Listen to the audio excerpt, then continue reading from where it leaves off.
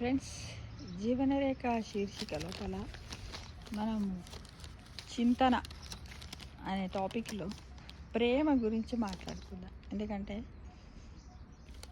ఫిబ్రవరి 14th Valentine day కదా, Valentine's day కాబట్టి అందులో ప్రేమ గురించి మాట్లాడుకుందాం. ఫ్రెండ్స్, అసలు ప్రేమ అంటే ఏమిటి, దానివల్ల ఎలాంటి లాభాలు ఉన్నాయి, ఎలాంటి నష్టాలు ఉన్నాయి, మనుషులు పాజిటివ్గా ఉండగలుగుతారా, నెగిటివ్గా వాళ్ళ లైఫ్ ఎలా ఉంటుంది అనే విషయాల గురించి కొంచెం తెలుసుకుందాం. నాకు తెలిసినంత వరకు మేము ముందు ఉంచుతాను. ఓకేనా ఫ్రెండ్స్?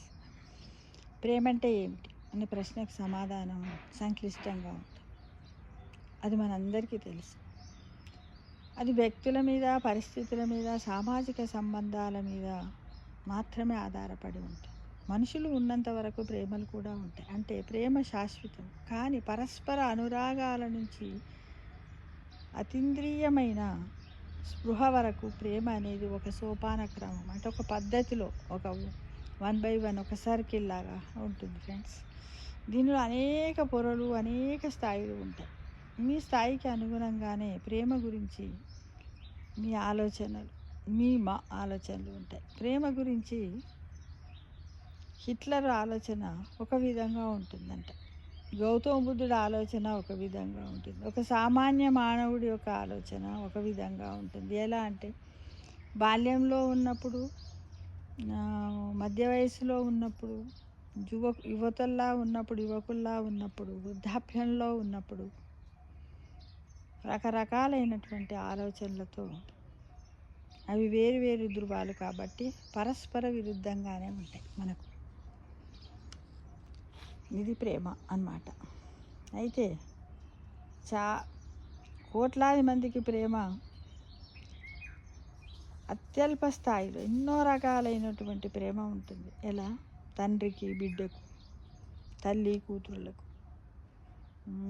అమ్మమ్మ నానమ్మ తాతలు, అన్నదమ్ములు, స్నేహితుల మధ్య కదా, ఇలా రకరకాలైన అన్నదమ్ములు కుటుంబం ఉంటుంది కదా, కుటుంబం లోపల కూడా రకరకాలైనటువంటి ప్రేమలు ఉంటాయి. బాబాయిలు, పిన్నిలు, మామయ్యలు, అత్తమ్మలు, అమ్మమ్మలు, నానమ్మలు, అమ్మమ్మ తాత, నానమ్మ తాతలు, మేనత్తలు, మేనమామలు, ఇలా రకరకాలుగా ఉంటాయి. ఒకరి మీద ఒక రకంగా ఉంటుంది. చాలా అందులో అందరి మీద ప్రేమ ఉంటుంది, కానీ ఎవరో ఒకరి మీద కొంచెం ఎక్కువగా ఉంటుందని అంటారు, కానీ అట్లా అనిపించదు.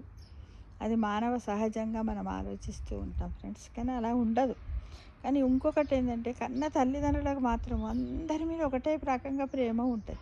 ఏ కష్టం వచ్చినా కానీ కన్నీళ్ళు వచ్చేది ఆ తల్లిదండ్రుల కళ్ళకి, కాబట్టి నిజంగా అలానే ఉంటారు ఫ్రెండ్స్. కానీ చాలామంది ఏమంటారంటే, నేనంటే నీకు ఇష్టం లేదు పో, తమ్ముడు అంటేనే ఇష్టం, అన్నంటేనే ఇష్టం అని అంటారు. కానీ అది కాదు ఫ్రెండ్స్, అది నిజం కాదు అని నేనంట.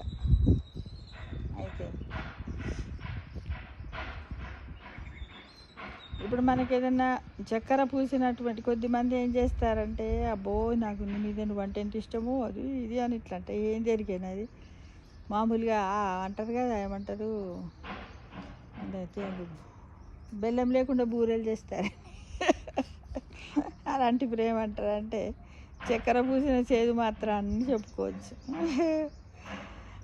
అయితే మనము ఇంకా లోతుగా పోయినట్టయితే కొద్దిమందికి ఏంటంటే, ఇక ఆ మనుషులే లేకపోతే మేము బ్రతకలేమనే స్థితిలో కూడా చాలామంది ఉండగలుగుతారు కదా. ఈ విధంగా జరుగుతూ ఉంది. నిజంగా ప్రేమ ఆనందం కన్నా దుఃఖాన్ని ఎక్కువగా సృష్టిస్తుందట ఫ్రెండ్స్, నిజంగా. ఎందుకంటే కొద్దిసేపు ఆనందం ఉంటుందంట, వాళ్ళు ఏదైనా దూరం అయిందనుక ఆ ప్రేమ గురించి ఊగా ఆలోచిస్తూ దుఃఖపడతాం కదా, మనస్సు అంతా కూడా నెగటివ్గా ఉంటుంది ఫ్రెండ్స్. దాని మీద మీరు పూసిన ఒక చక్కెర 1% మాత్రమే అని అంటున్నారు. చేదైన వాస్తవాలు కూడా మనకు ఇందులో కనపడుతూ ఉంటాయి ఫ్రెండ్స్. అయితే ఎంతోమంది వ్యక్తులు ఇకపై మనుషుల మీద ప్రేమ పెంచుకోకూడదనట నిర్ణయించుకుంటారు. ఈ మధ్యలో ఇప్పుడున్న సొసైటీ సిచ్యువేషన్స్ బట్టి ఏం చేస్తున్నాడు తెలుసా, మనుషుల కంటే మాట్లాడలేని మూగజీవులే బెటర్ అని అందరూ ఏం చేస్తున్నారట, కుక్కనో పిల్లినో చిలుకనో తెచ్చుకొని వాటిని పెంచుకుంటున్నారట, వాటి మీద ప్రేమను పెంచుకుంటున్నారంట. మరికొందరేమో కాళ్ళను, విల్లాలను, విలాస వస్తువులను కొనుక్కొని దాని మీద ప్రేమను పెంచుకుంటున్నారట.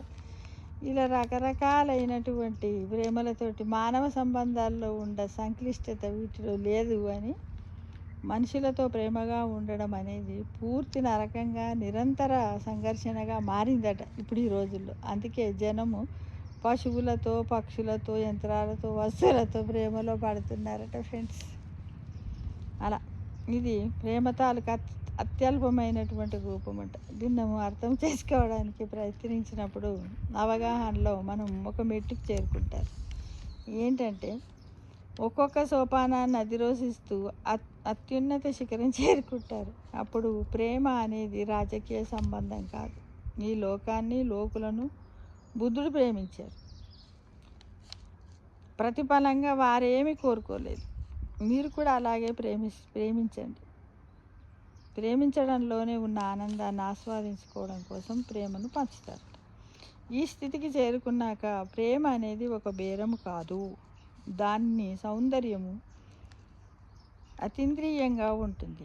అప్పటి వరకు మీరు అందించిన ఆనందాలన్నింటిని మించిన ఆనందాన్ని మీరు పొందుతారు అనేది మనము ఇలా తెలుసుకోవాలి. కాబట్టి ఎంత ఏదైనా రక్త సంబంధము, మానవ సంబంధాలు ఉండని, వాటితో కూడా కొంతలో కొంత ఉంటుంది. ఏమీ లేదు, మనం ఆలోచించుకునే విధానాన్ని బట్టే ఈ ప్రేమ ఇది అనేది ఉంటుంది. ఇంకా ఈ మధ్యకాలంలో ఎక్కువ వరకు ప్రేమికుల దినోత్సవం అంటారు కదా, ఫిబ్రవరి 14th. అంటే వాళ్ళు ఏంటంటే జాతి, కుల, మత భేదాలు లేకుండా అందరూ కూడా వాళ్ళ మనసులు కలిస్తే వాళ్ళు కొద్ది రోజులు వాళ్ళ మనోభావాలను ఒకరికొకరు షేర్ చేసుకొని వాళ్ళు నచ్చినట్టయితే పెళ్లి వరకు వెళ్ళిపోయి పెళ్ళిళ్ళు చేసుకుంటున్నారు. ఓకే, కానీ ఇప్పుడు ఎప్పుడైతే మనకు ఒకరినొకరు వీళ్ళు మాట్లాడుకొని అర్థం చేసుకొని పెళ్లి చేసుకుంటున్నారో అదే జీవితాన్ని తర్వాత కూడా ఆ ఇద్దరిలో ఏదైనా అనుకోకుండా మార్పు వస్తే అప్పుడు కూడా అట్లానే అదే బేస్ మీద నిలబడ్డట్టయితే చాలా బాగుంటుంది. కానీ మధ్యకాలంలో ఏం చేస్తున్నారే, నువ్వు అప్పుడు అట్టలేవు, తర్వాత మారిపోయినావు, నువ్వు వద్దుపోని కూడా డివోర్స్ అవుతున్నాయి. ఫ్రెండ్స్ ప్లీజ్ అలా చేయకండి. ఎందుకంటే మనం ఇష్టపడే చేసుకున్నాం కదా. కాబట్టి తనలో ఏమన్నా అలాంటి మార్పులు వచ్చినట్టయితే వాళ్ళని మార్చడానికి ప్రయత్నించి ఒకరినొకరు అండర్స్టాండ్ చేసుకోండి, అడ్జస్ట్మెంట్ చేసుకొని జీవితం కొనసాగించడానికి ప్రతి ఒక్క యువత కూడా చేసుకోండి. పెళ్ళిళ్ళు చేసుకోవడం తప్పు కాదు. జాతి, కుల, మత భేదాలు లేకున్నా పర్వాలేదు. కాకపోతే ఎవరి కులం వాళ్ళకే గొప్ప.